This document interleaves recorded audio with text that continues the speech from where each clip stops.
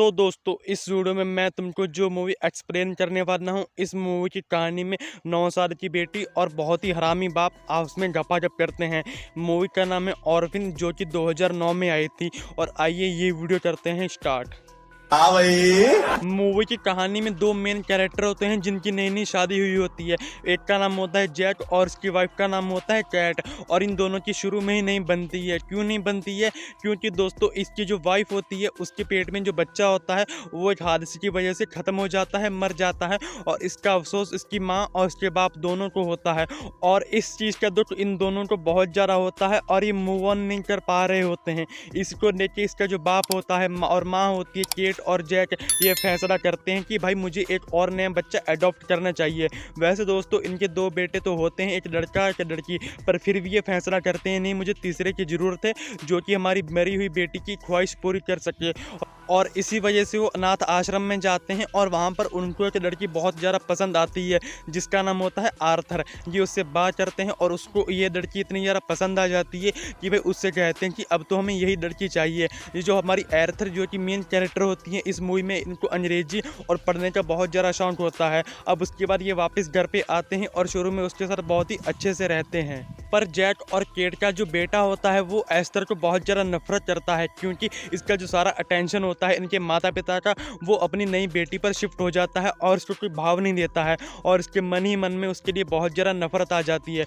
और मूवी के अगले सीन में हम देखते हैं कि जो लड़का होता है वो बाहर बगीचे में टहल रहा होता है और वहाँ पर शूटिंग की प्रैक्टिस कर रहा होता है।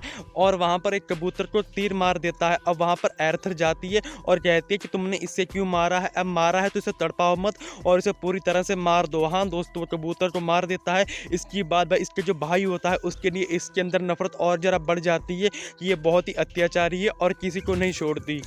और मूवी के अगले सीन में एस्टर स्कूल में पढ़ने जाती है, पर वहाँ पर इसके साथ बहुत ज़्यादा अत्याचार होता है क्योंकि ये नई नई होती है और बाकी जितने बच्चे होते हैं सब इससे बड़े होते हैं। क्योंकि एस्टर पढ़ाई में होशियार होती है, इसी वजह से सब इससे नफरत करते हैं और इसे काफ़ी ज़्यादा सताते हैं। ये रोती हुई वापस घर में आती है, पर दोस्तों जैसे ही घर का गेट ओपन करती है इसके जो माता पिता होते हैं जैक और कैट आपस में गपागप कर रहे होते हैं। हाँ दोस्तों, इसके सामने ही जैसे ही गेट ओपन करती है वो दोनों हैरान हो जाते हैं कि ये कहाँ से आ गई। और फिर अगले दिन केट अपनी बेटी के पास जाती है और कहती है कि बेटी ये जो हम सब कर रहे हैं ये बहुत ही नॉर्मल चीज़ है। पर तभी इसकी बेटी का जवाब आता है, मुझे पता है आप लोग गपागप कर रहे हो। इसको देख के इसकी माँ बहुत ज़्यादा हैरान हो जाती है और सोचती है कि ये तो सिर्फ 9 साल की है, इसे ये सब कैसे पता। और फिर मूवी की कहानी धीरे धीरे आगे बढ़ती है और दिखाती है कि एस्टर का असली रूप ये बहुत ही ज़रा मक्कार होती है। और इसको जो स्कूल में लड़की छेड़ दी होती है इसको छत से धक्का दे देती है। और इसकी जो टीचर होती है जो कि अनाथ आश्रम में होती है उसको भी बर्फ में गाड़ देती है। इसकी माँ को इसको बहुत ज़रा शक हो जाता है और ये सब इसकी माँ को धीरे धीरे पता चल जाता है। और मूवी के एक सीन में दिखाया जाता है कि इसकी जो मरी हुई बेटी होती है उसके ऊपर जो फूल होते हैं वो बहुत ज़्यादा आ जाते हैं और इसकी बेटी आर्थर उसे तोड़ देती है। इसकी माँ को बहुत ज़्यादा गुस्सा आता है कि तुमने मेरी बेटी की कब्र से ये फूल क्यों तोड़े हैं। इसी वजह से वो उसको काफ़ी ज़्यादा मारती है। पर तभी वहाँ पर जैक आ जाता है और अपनी वाइफ को अपनी बेटी से बचाता है कि भाई इसे छोड़ो, ये नादान है। उसके बाद करके धीरे धीरे करके इसकी बेटी और भी ज़रा कांड करती है, मशीन में अपना हाथ दे देती है और कहती है कि ये मेरी माँ ने किया है, केट ने किया है। उसके बाद इसके जो पति का गुस्सा होता है वो और भी ज़्यादा बढ़ जाता है। उसके बाद जैक का बेटा मैक्स एक ट्री हाउस पे जाता है और ट्री हाउस पे उसे देखने को मिलता है एक हथौड़ा। हाँ, ये वही हथौड़ा होता है जिससे ऑर्फिन ने अपने टीचर को मारा होता है। जैसे ही भाई वो ट्री हाउस से बाहर आता है आर्थर ये सब देख देती है और उस ट्री हाउस पे आग लगा देती है। मैक्स अपनी जान बचाने के लिए जैसे नीचे कूदता है वो बेहोश हो जाता है और आर्थर उसके पास आती है और उसके सिर पे पत्थर मारने वाली होती है कि तभी उसकी छोटी बहन वहाँ पे आ जाती है और उसकी मॉम भी आ जाती है। उसके सामने वो फिर से नाटक करती है, तभी उसका बाप भी आ जाता है और ये सब देख के सबका दिमाग घूम जाता है।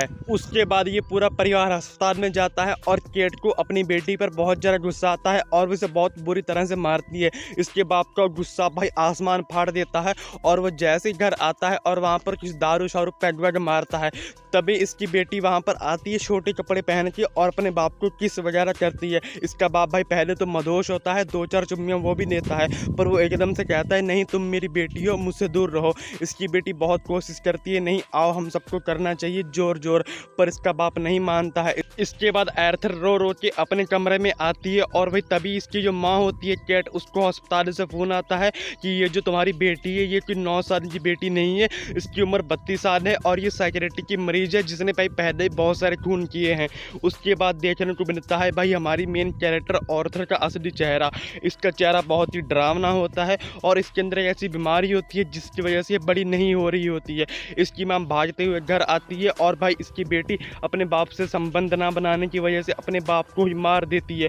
इसकी माँ देखती है केट, उसको बहुत ज़्यादा गुस्सा आता है, इन दोनों में मारपीट होती है, पर एंड में किस तरह से इसकी बेटी भाई अपनी माँ को पूरी तरह से मार देती है। पर जैसे तैसे इसकी माँ जान बचा के इस बर्फ़ वाली जगह पे आती है और आखिरकार अपनी बेटी को बर्फ़ में डुबा के मार देती है और इस मूवी का यहीं पे एंड हो जाता है। तो बस दोस्तों इस एक्सप्लेन वीडियो में इतना ही। अगर आपको ऐसी और वीडियोस देखनी है तो कमेंट शेयर तो हो जाना चाहिए, क्योंकि ये तुम्हारे भाई की पहली वीडियो है। तो बाय बाय, टेक केयर।